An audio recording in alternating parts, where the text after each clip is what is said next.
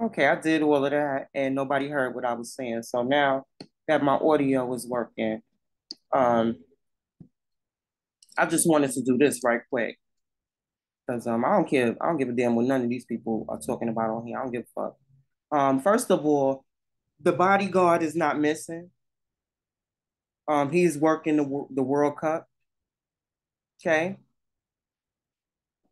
they found he's working FIFA. He's working for somebody who's playing with Qatar or for Qatar. You could come back and read the story. So he's not missing. He's not dead. Nobody paid him to go away. He's working. And they say he was posting pictures on social media. So somebody is, I don't know what's going on, but he's not missing and he's fine and he's working. His name is Justin Edison, the Meg, this former bodyguard. And if you read this article, it says here that he wasn't going to make it to be here for the trial. He wasn't going to make it. It says right here in this paragraph, it said it also reported that he plans to continue with his security gig until the VIP he's protecting is back home safe and sound.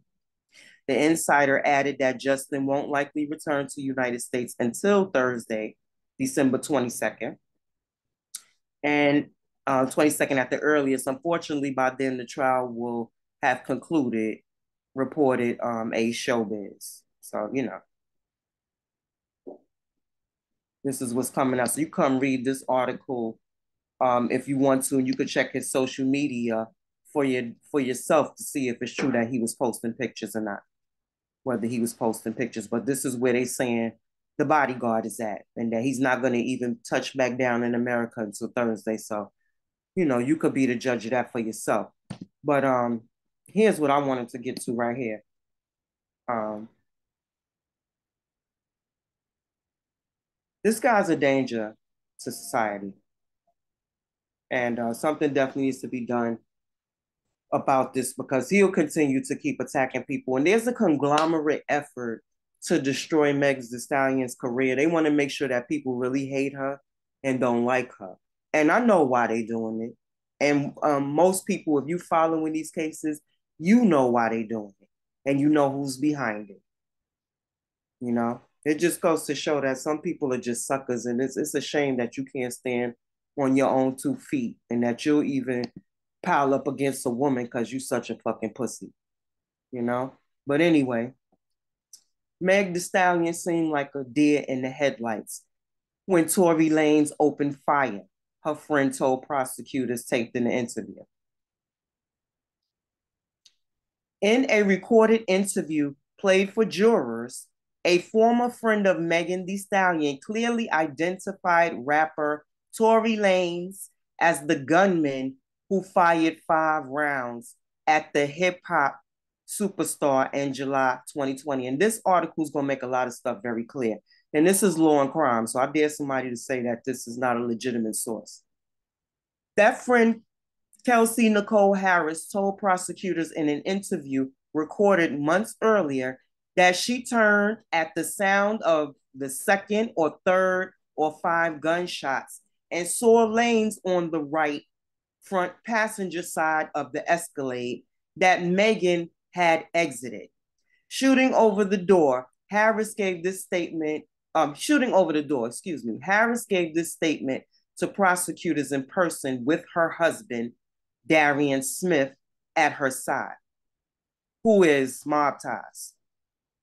Recounting a detail in the July 12th, 2020 shooting that left Megan with bullet fragments in her feet, Megan testified that the pain in her heels continued to persist. I can't tell you guys where Tory pulled the gun from, Harris said, but she confirmed that he was firing it toward Megan after he ordered his driver to stop because he wanted them both out. And she exited the Escalade in her swimsuit. Harris says she exited too. And no sooner do you know, you start hearing gunshots go off. Definitely in her direction, Harris said. Yeah, definitely in her direction. She said Megan was walking with her back to Lane's when he started shooting. But by the third or fourth shot, she turned around, and I would describe it as like a deer in headlights. Now, if you ever seen a deer in headlights, it's shocking. They don't move, they stuck, they don't know what to do. If you drive, or you go on trips or whatever, you know what it is when you come across a deer at night. You're not going to talk to my friend like that. Jurors heard the entirety of the approximately 90-minute interview on Friday after Jody Little, a senior investigator with the district attorney's office, vouched for its authenticity. I can never say that. Vouch for it being authentic. I don't know why I struggle with some words, but that's here nor there. Maybe I'm a little slow. I don't know. She attended the interview with Deputy District Attorneys Alexander Bott and Kathy Ty. The latter prosecutor described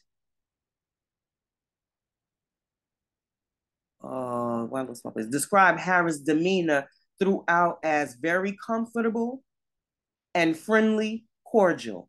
She also said Smith was very supportive, very friendly as well, cordial, professional.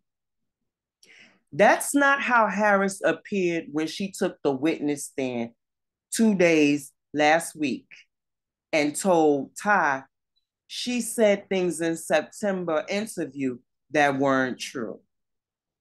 Now remember, the guy that she's with is connected to Jay Prince. Harris claimed that in reality, she never saw Tory shooting a gun that night. She wavered on whether Lanes offered her a $1 million bribe not to cooperate in the case, saying he mentioned $1 million. And it may have been about the case. But now let me read that shit again.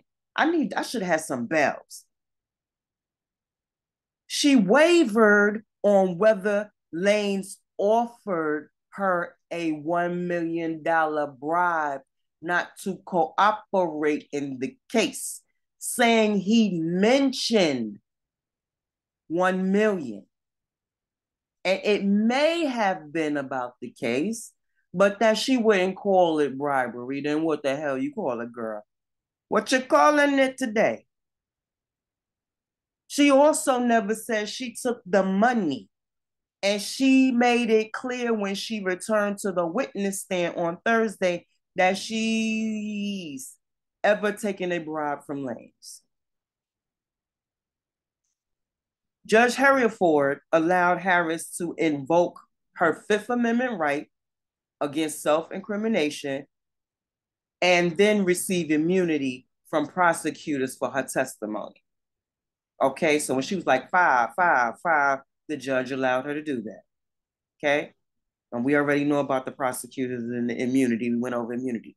Prosecutors have repeatedly said Harris not facing potential criminal charges, though that does not include perjury for false statements on the witness stand. Can I get an amen?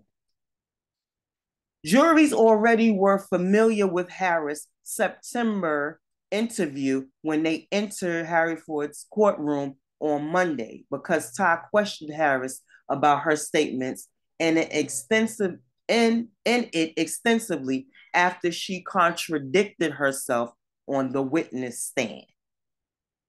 But they hadn't heard the entire recording, and they wouldn't have had Lane's lawyer not pushed Harris in cross-examination.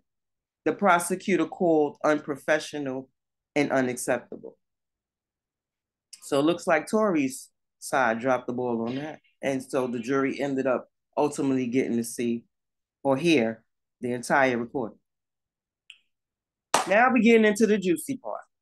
Jurors will be instructed they can consider witness demeanor when assessing credibility and Harris's demeanor in her September interview appeared relaxed, with her sounding as though she felt relieved while describing in detail an argument and shooting that followed a gathering at reality star Kylie Jenner's home that she said had been falsely characterized as a party.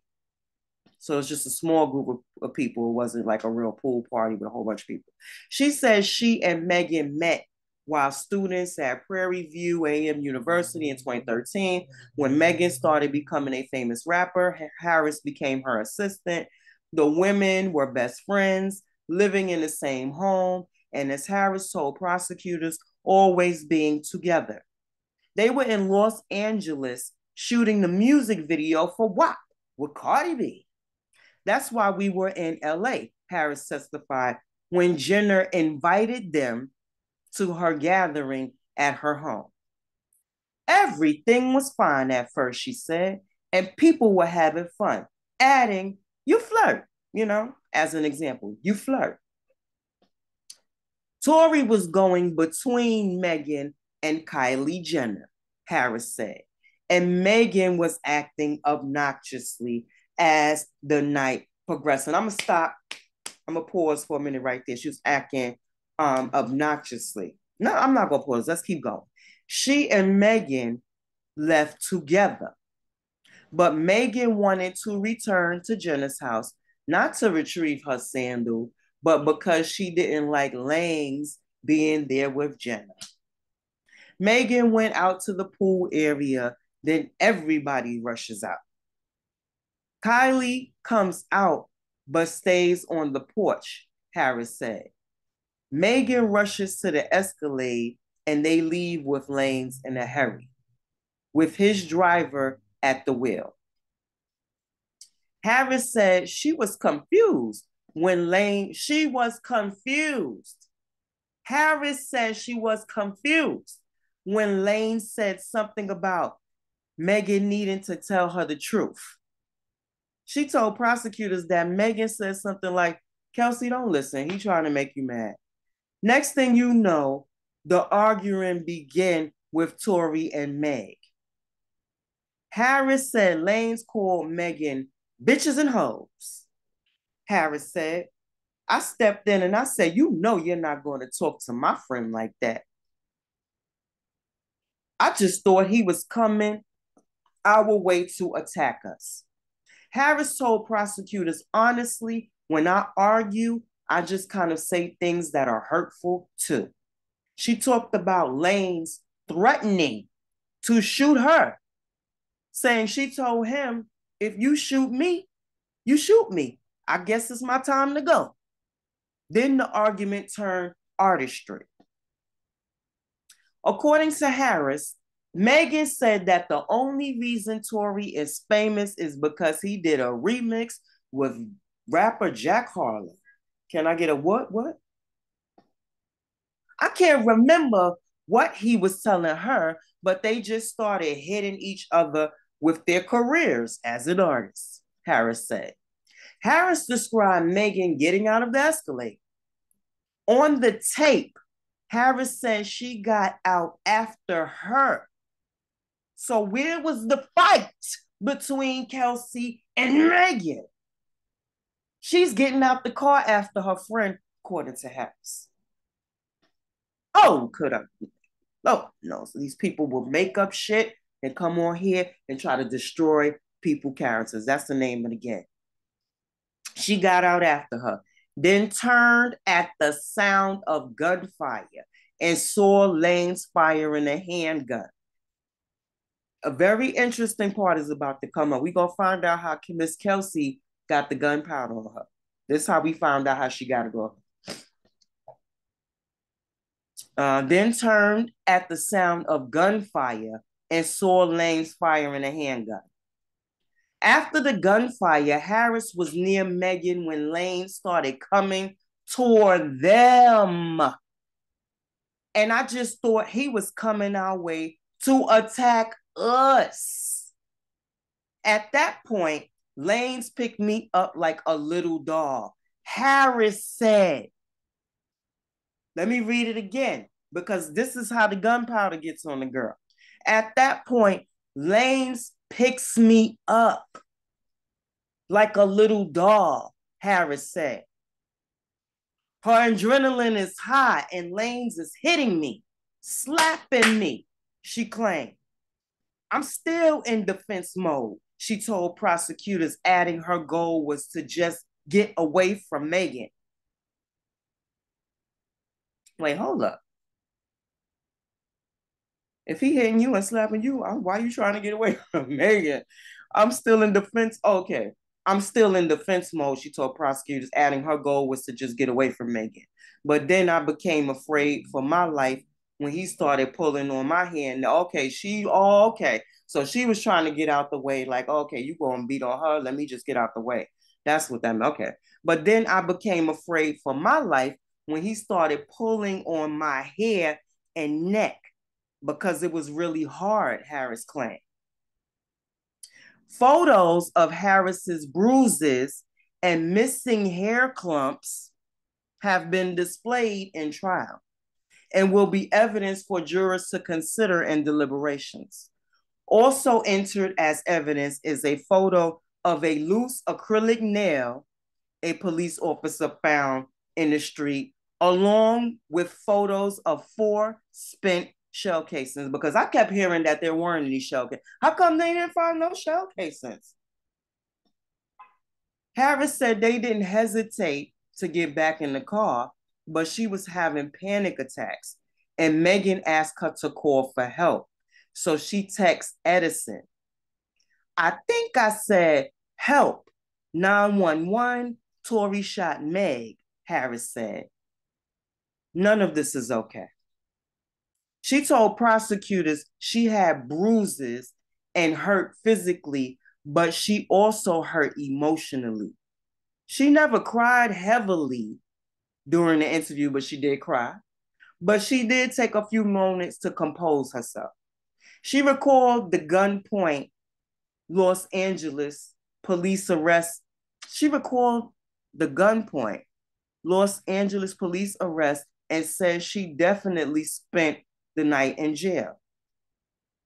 She also recalled Lanes calling her from jail hours after the shooting when she was at the hospital waiting for Meg, saying that at the time she had a friend in jail she spoke with regularly. It was normal for him to call, she said. I answered and it was Tory. She recalled how apologetic he was, discussing him later offering money in association with the case and hearing from his lawyer, Sean Holy, and telling Lanes that what he did was not okay. Why would you pull out a gun? Harris said. She asked Lanes. None of this is okay. She also described how her friendship with Megan fell apart, saying everybody was playing mind games with me. Telling prosecutors she felt in the dark. Harris said she was told LA's dangerous right now. And Megan said she couldn't stay at the home after she just sublet her Texas place and moved out here. Prosecutors didn't speak often. I guess that was her, like she had a problem, like, oh, you just subletted now you ain't gonna stay out here. Like, okay. But anyway, moving on. Prosecutors didn't speak often.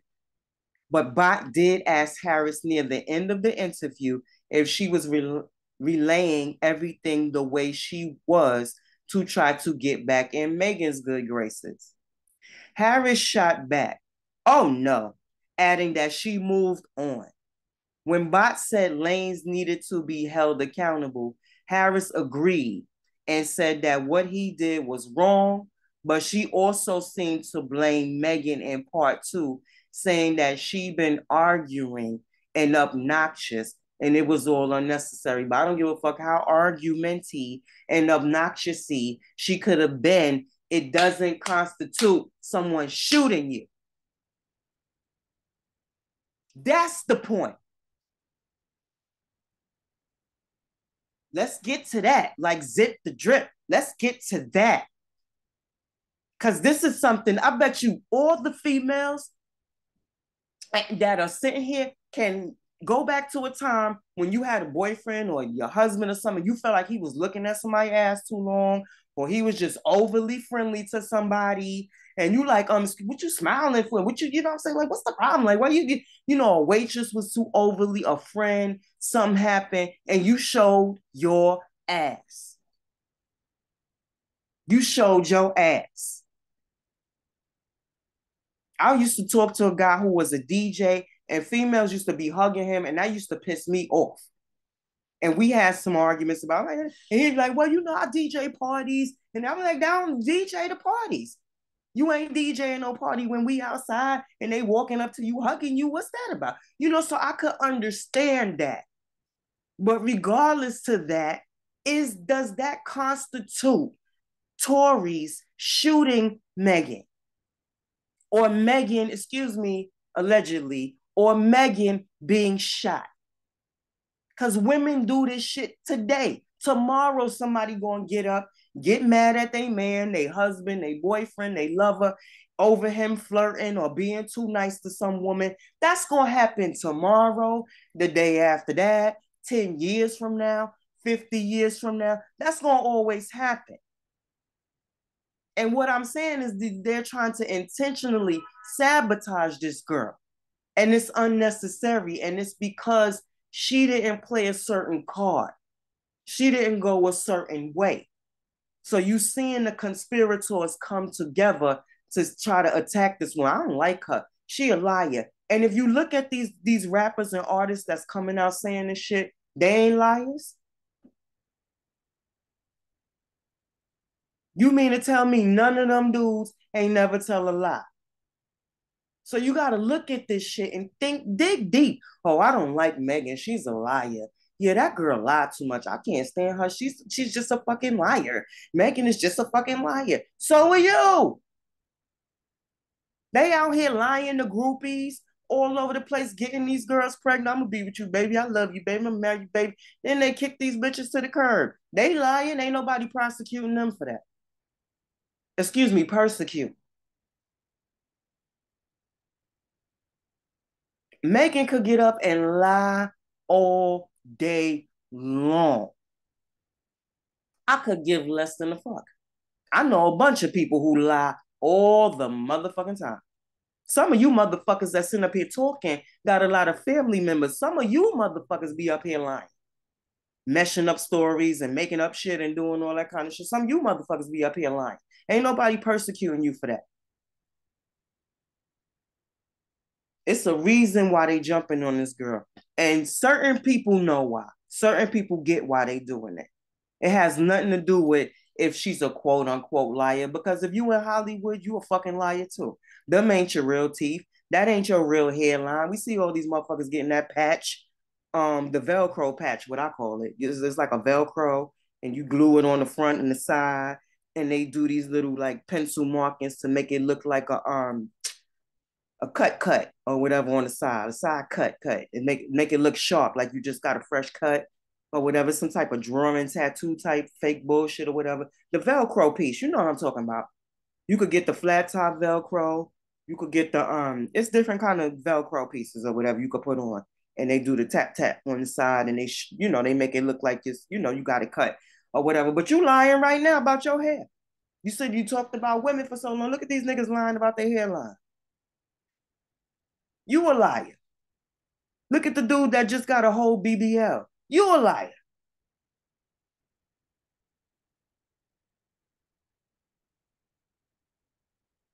Get the hell out of here.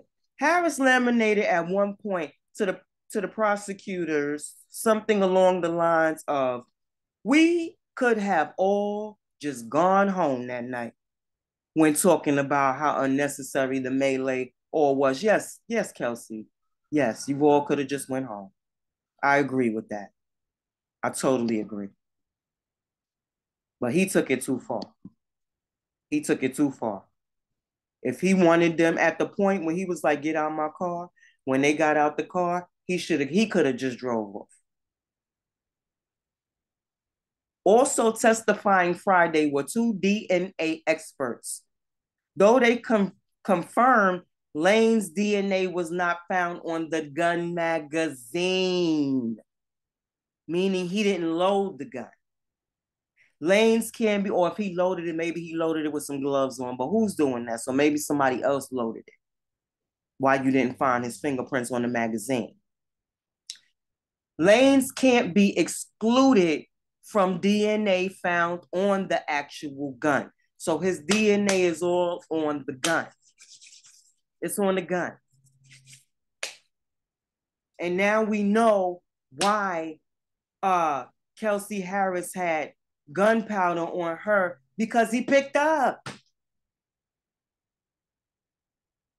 He picked up.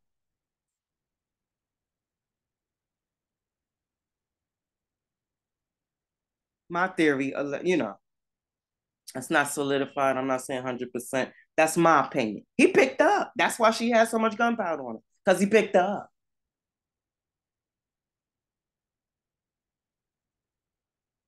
Sucker probably knew he had to make contact with somebody to get some of it off of him.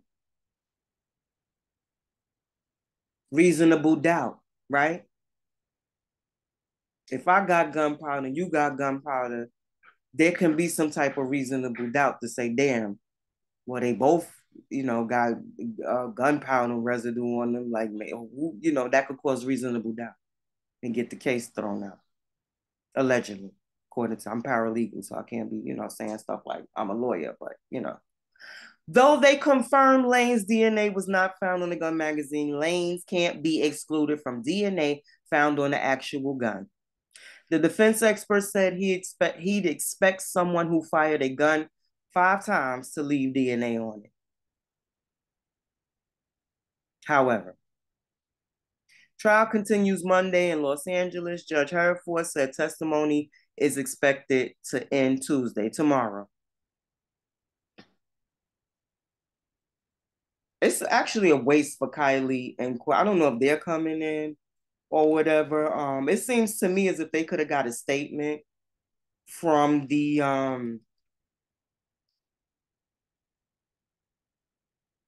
they could have got a statement from the security guard or whatever. So yeah, so this is law and crime. This is legitimate here, 100%. And if you come here and you sign up with them, you can watch cases here and get real expert opinions, real legal opinions from real people who actually do this shit for a living. And I think that that's what more people should do. You should get, when you going over these trials and stuff like that, you should get, your commentary. I'm not saying you shouldn't watch YouTubers or whatever, but you should definitely check out sites like Law and Crime, because you will have professionals, and they're on YouTube. Some of their stuff they sell, but they also offer you the option to watch the trials here. I'm done reading it. I'm just gonna click on that and see what's gonna happen. Can I move this so you can see the I'll be having so many debacles. Yeah, there we go. I just wanted you to be able to see Law and Crime. Okay. Come over here and do that. And you scroll down here.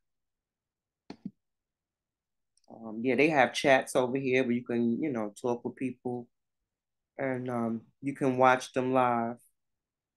This was very interesting. This was the woman who this had the stupid ass neighbor who called the cops instead of going being a good neighbor and just checking on his fucking neighbor, but he was such a fucking coward.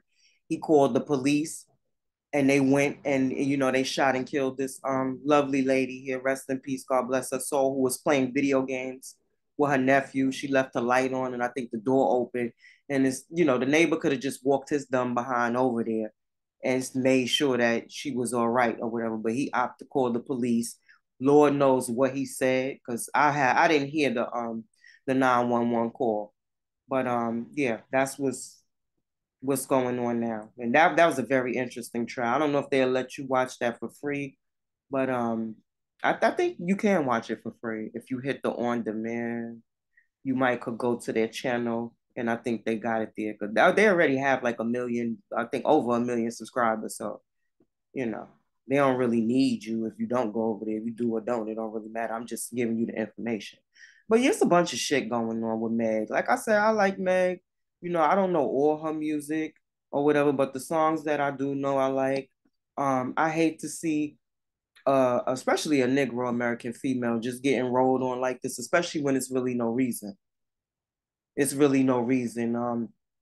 Um, I do agree with Doug. Doug had left some comments on the previous video that I did that it did her a disservice of coming out, Meg Thee Stallion, that is, making any statements because it just gave people something to run with, you know, and you know that when you have a pending trial, you can't come out and make exact statements. You can't come out and say this. Some people, we've even witnessed this shit. We've seen people go on to shows and they'll be talking and then they'll have their attorney with them and the attorney will just jump and be like, no, they're not going to answer that. No, they can't answer. No, they're not going to, because they have to protect, you know, certain information. They have to protect their client from making certain statements that could potentially harm the case later.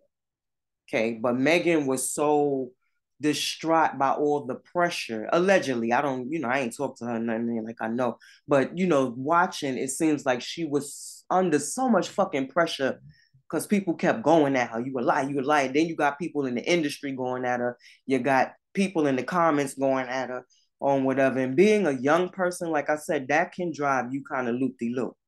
Me being the age I am, I would have just disabled my comments and fuck y'all until the trial came. You know, because I really don't give a fuck. My fans are my fans and going to rock with me the way they rock with me and fuck you in your comments. Because a lot of these stupid ass people just want to see somebody fall and that's it. And like I'm telling you, a lot of people don't like Jay, but they never gonna go at Jay.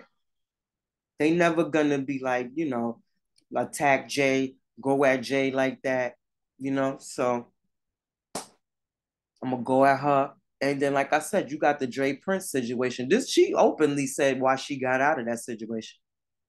And I don't think things have been really cool between them since then.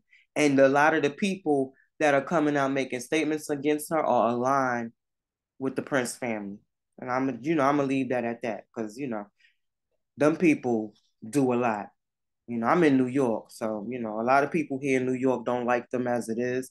But I'm not gonna really say nothing about them because I see that they can be petty or whatever. So I'm gonna just move along from there. But I just wanted to come on and do this right quick because I seen somebody else was putting up some commentary and making it all bullshit or whatever. And I just wanted you to know, like, the valid sources. I try to lead people, ever since I was doing YouTube. I don't really consider myself a YouTuber anymore because I have since, you know, like I'm doing other things or whatever like that. But every now and then, once you do YouTube, every now and then you do get that little, I guess it's like being a rapper or being an athlete or being, whatever, with professional and whatever you do, you always kind of get a bug. Even law enforcement, like sometimes when they retire, they don't just leave the field.